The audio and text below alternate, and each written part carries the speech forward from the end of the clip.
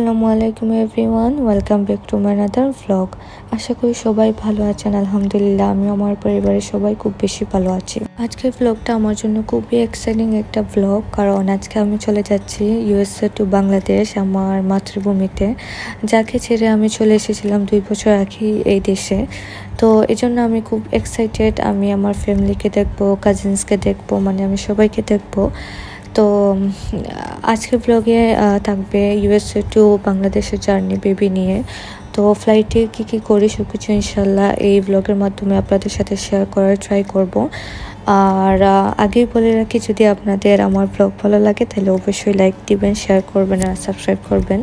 তো এখন বাজে প্রায় 11টা, আর আমরা এয়ারপোর্টে চলে এসেছি। আর আমাদের ফ্লাইট ছিল রাত 1টার দিকে।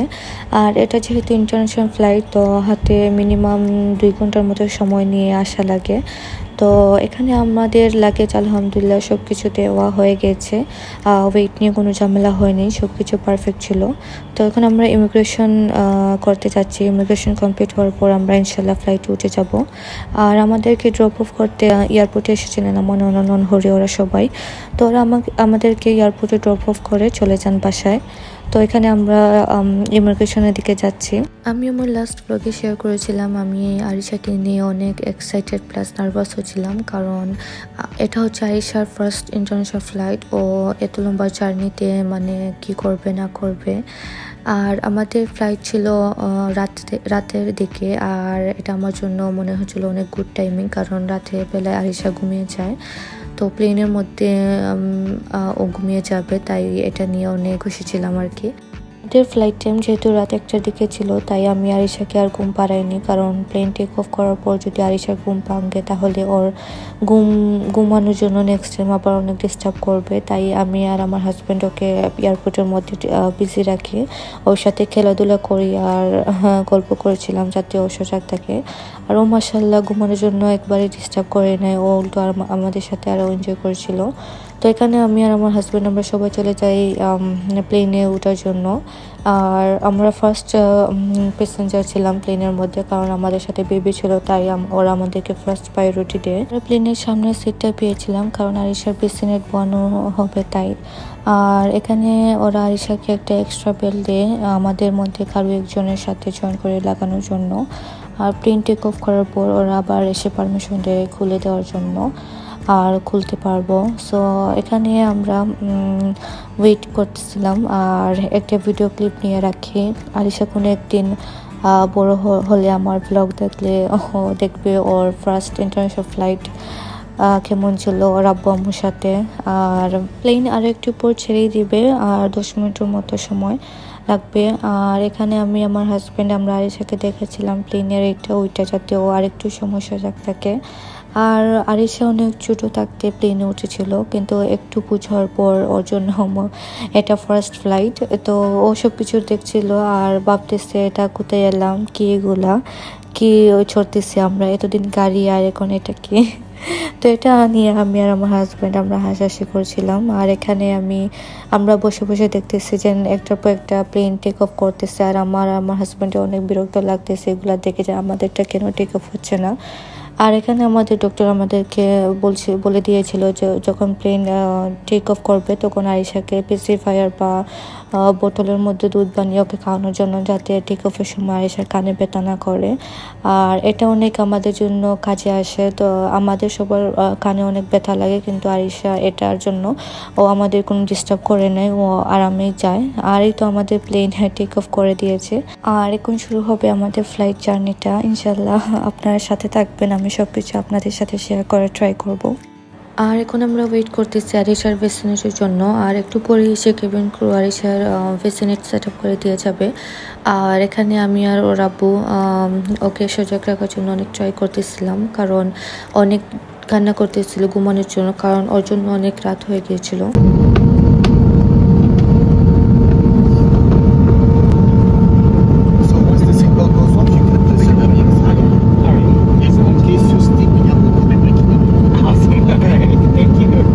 এই যেহেতু আরিশার পেছনে ছুটি হয়ে গিয়েছে, তারপর আমি ওকে ওর বেডে দিয়ে দিই আর ও নিচ থেকেই ঘুমিয়ে যায়। আমার আর ওকে ঘুম পাড়ানো লাগে নাই। বাসায় ও রাত 11টার দিকে ঘুমিয়ে যায় আর বেশি লেট হলে ও রাত 12টা পর্যন্ত সজাগ থাকে।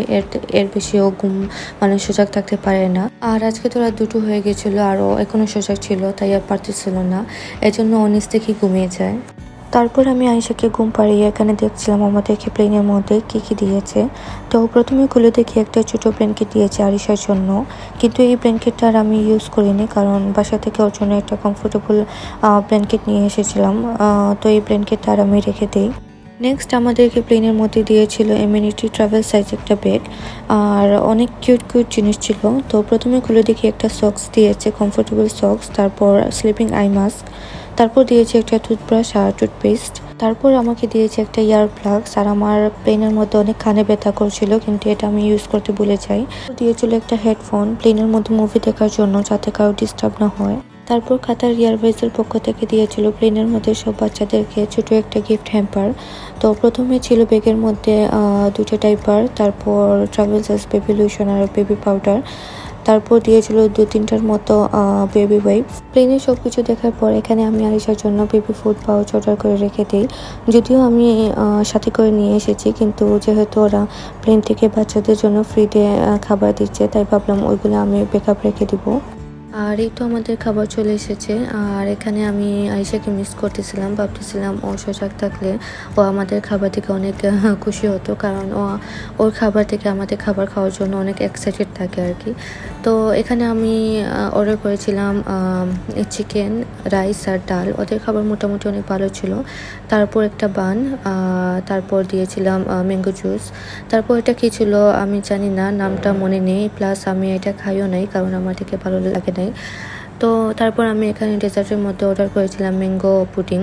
এটা অনেক ভালো ছিল, আমি আমারটা খেয়ে আপনার হাজব্যান্ডেরটাও খেয়ে নিই, কারণ ওনার এটা ভালো লাগেনি।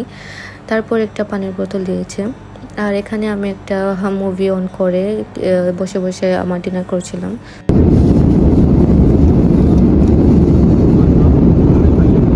ডিনার করার পর আমরা সবাই ঘুমিয়ে যাই, কারণ রাত অনেক হয়ে গিয়েছিল, প্লাস ডিনার করার পর অনেক টায়ার্ড লাগে আর ঘুমও পায়।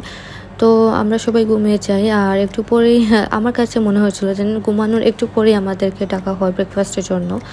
তো ওরা ব্রেকফাস্টে আমাদেরকে দিয়েছিল বাটার চিকেন পেস্ট্রি। এটা ওকে ছিল, আমার তেমন একটা ভালো লাগেনি, কারণ পেস্ট্রির চিকেনের খামিরটা মোটামুটি ভালো ছিল, তেমন একটা টেস্ট আমার কাছে লাগছিল না। তো আমি হাফ খেয়ে আমার হাজব্যান্ডকে দিয়ে দিই, উনি খেয়ে নেন বাকিগুলা।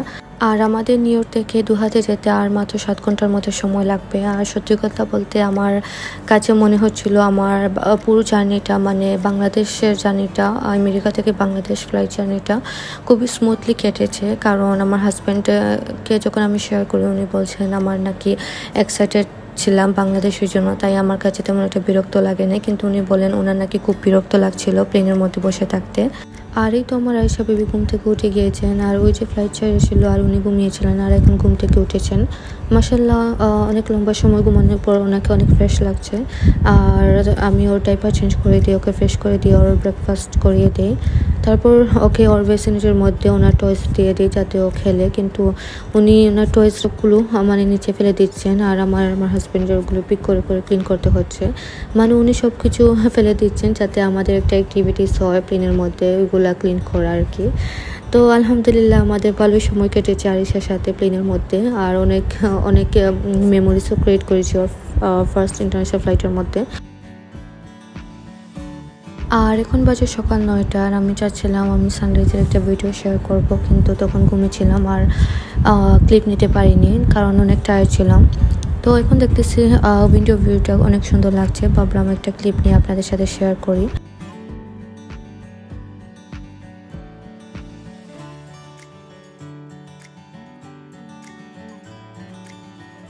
লাস্ট ব্লগে আমি শেয়ার করেছিলাম আমি আরিশার জন্য প্লেনে কিছু স্ন্যাক্স নিয়েছি, তো এইগুলো এখন আরিশাকে দেবো। আর অলরেডি ব্রেকফাস্ট করে নিয়েছে, হেভি ব্রেকফাস্ট করেছিলাম। তো এখন পাতলা কিছু দিব, মানে এটা তো পেট পড়বে না কিন্তু স্ন্যাক্সের মতো খাবে আর কি। সো এখানে আমি দিয়েছি রাইস রাস্ক আর পাফ দিব, পিচের পাফ যেটা, আর এগুলো সব অর্গানিক। আর এই তো মাশাআল্লাহ আমার ঈশা ও খাচ্ছে, প্লাস ওর আব্বুকেও শেয়ার করছে আর কিছু দুষ্টামিও করছে ওর আব্বুর সাথে।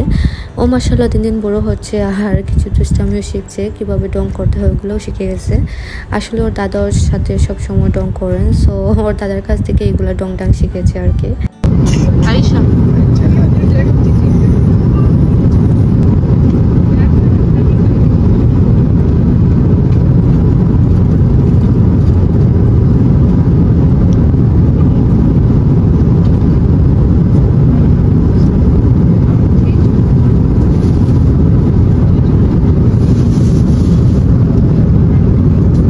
এরপর আমাদের লাঞ্চ টাইম হয়ে গিয়েছিল, আর এখানে আমি লাঞ্চে অর্ডার করেছিলাম butter chicken with sticky rice. এটা মোটামুটি ভালোই ছিল, তেমন একটা ভালো লাগেনি। আর আপনাদেরকে একটা কথা বলে রাখি, আমরা যেহেতু কাতার এয়ারওয়েজে যাচ্ছি, সো আমাদের এখানে সব কিছুই হালাল।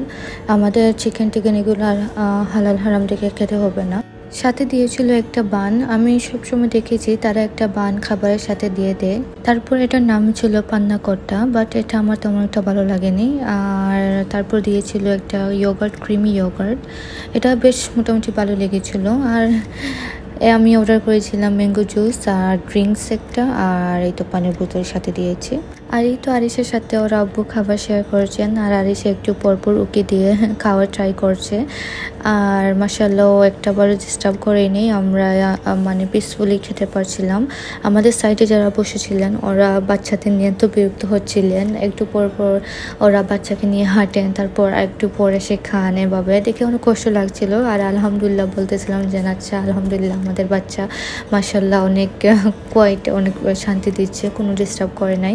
আর এই তো আলহামদুলিল্লাহ আমরা কাতারের মধ্যে ল্যান্ড করে দিয়েছি, আর কাতারে ছিল আমাদের 4.5 ঘন্টার মতো ট্রানজিট। এয়ারপোর্টের মধ্যে আমরা সবাই ইমিগ্রেশন করে চলে যাব লাউঞ্জে গিয়ে একটু কিছু খেয়ে ফ্রেশ হয়ে আয়েশাকে নিয়ে ওর আব্বু একটু এয়ারপোর্টের বাইরে যাবেন। ওর মানে আমার হাজব্যান্ডের চাচা একজন আসবেন আয়েশাকে দেখার জন্য। চাচা আর চাচি আসছেন মেইনলি আয়েশার সাথে দেখা করার জন্য। সো ওরা প্রথমবারের জন্য আয়েশাকে দেখবেন। ওরা বারবার রিকোয়েস্ট করছিলেন তোমরা যেহেতু এসেছো তাহলে এক নজর হলে আরিশাকে, মানে ওদের নাতনিকে দেখার জন্য। চাচা আর চাচির সাথে দেখা করার জন্য আমার হাজব্যান্ড, আব্বু আম্মু আর আরিশা বের হতে পারবেন।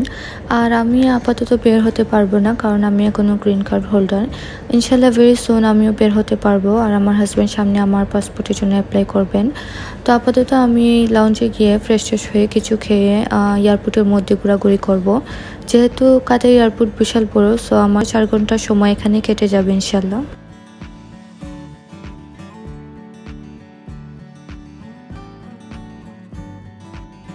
আলহামদুলিল্লাহ আমাদের ইমিগ্রেশন কমপ্লিট হয়ে গিয়েছে, আর সব কিছু খুবই স্মুথলি হয়েছে, কোনো প্রবলেম হয় নাই।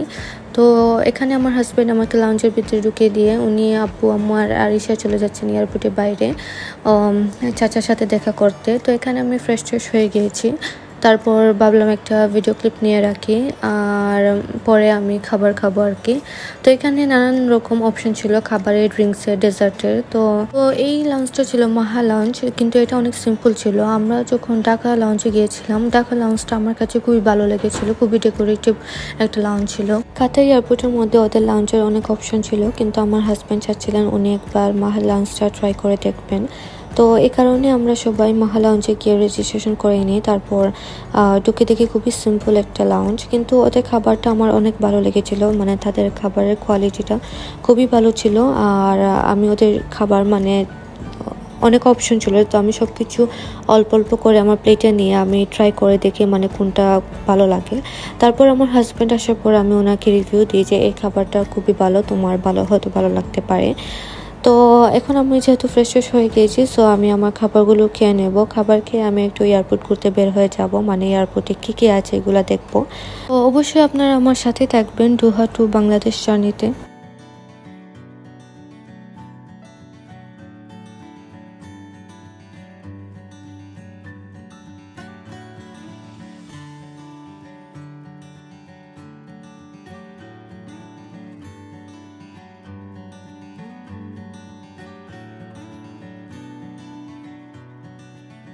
তো গাইস আমার খাবার দাবার করা শেষ আর এখন আমি ঘুরতে বের হয়ে যাব আর আমার মালগুলো লোকারের মধ্যে রেখে এসেছি। তো আমি চাচ্ছিলাম এয়ারপোর্টে শুনেছি নতুন একটা পার্ক করেছে জুরাসিক পার্ক, এটা দেখার অনেক ইচ্ছা ছিল, কিন্তু আমি খবর নিয়ে দেখি এটা আমার লাঞ্চ থেকে পায়ে হেঁটে 15 মিনিট দূর।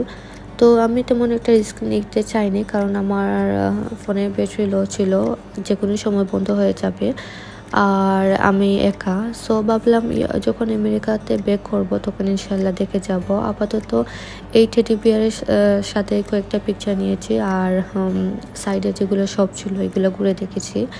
তো এই টেডি বিয়ারটা অনেক সুন্দর ছিল, মানে সামনে আরও সুন্দর লাগছিল দেখে। আর এই টেডি বিয়ারের নাম ছিল ল্যাম্প বিয়ার। তো আমি যেহেতু একা ছিলাম, সাইডে অনেক মানুষের পিকচার নিয়েছিলেন, আমি ওদের একজনকে বলে দিয়েছিলাম যেন আমাকে একটা পিকচার তুলে দেওয়ার জন্য। উনি এমন সুন্দর করে অনেক পোজ, মানে আমার থেকে উনি ক্যামেরা ধরে পোজ দিচ্ছিলেন আর আমি ভাবছিলাম না জানি অনেক মানে কি সুন্দর করে পিকচার তুলে দেবেন। তো উনি যখন আমার হাতে এনে ফোন দিলেন আর আমি পিকচারগুলো চেক করছিলাম, মানে আমি ফটোতে আছি কিন্তু টেডি বিয়ারের মাথা নেই, চোখ নেই, কান নেই, মানে এভাবে পিকচার। তো যাই হোক উনি একটু বয়স্ক ছিলেন, সো ভাবলাম নেক্সট টাইম আমার হাজব্যান্ডকে দিয়েই তুলাবো। তারপর আমি আর কোনো ভিডিও ক্লিপ নিতে পারিনি, আমি দুঃখিত আছি কারণ আমার ফোনে চার্জ শেষ হয়ে গিয়েছিল আর আমি লাউঞ্জে গিয়ে আবার ফোন চার্জ দিয়ে ফুল করে এখন আমাদের সময় হয়ে গিয়েছে প্লেনে ওঠার জন্য। সো আমরা সবাই এখানে প্লেনে উঠে যাই আর আপনাদের আইসা দেখেন উনি প্লেনে ওঠার সাথে সাথেই ঘুমিয়ে যান। আসলে বাচ্চা মানুষ, আমরাই অনেক টায়ার্ড আর অত অনেক টায়ার্ড হবে। আর এই তো আমরা সবাই প্লেনে উঠে ঘুমিয়ে যাই। ঘুম থেকে উঠে দেখি আমাদের আর মাত্র 1 ঘন্টার মতো সময় আছে ল্যান্ড করার, আর বাকি 1 ঘন্টার সময় আমার খুশিতেই কেটে গিয়েছে। আর এই তো আলহামদুলিল্লাহ আমি বাংলাদেশে ল্যান্ড করেছি আর খুবই অন্যরকম একটা ফিলিংস কাজ করছিল, মানে অনেক হ্যাপি ছিলাম, মানে আফটার 2 ইয়ার্স পর বাংলাদেশে আসছি, মানে কীরকম একটা ফিলিংস কাজ করছিল মানে আমি বলে বোঝাতে পারবো না। আর এখানে আলহামদুলিল্লাহ আমাদের ইমিগ্রেশনও কমপ্লিট হয়ে গিয়েছে, তারপর লাগেজও নেওয়া হয়ে গেছে, এখন শুধু অপেক্ষা আছি এগুলা নিয়ে বের হবো আর পাপার সাথে দেখা করবো।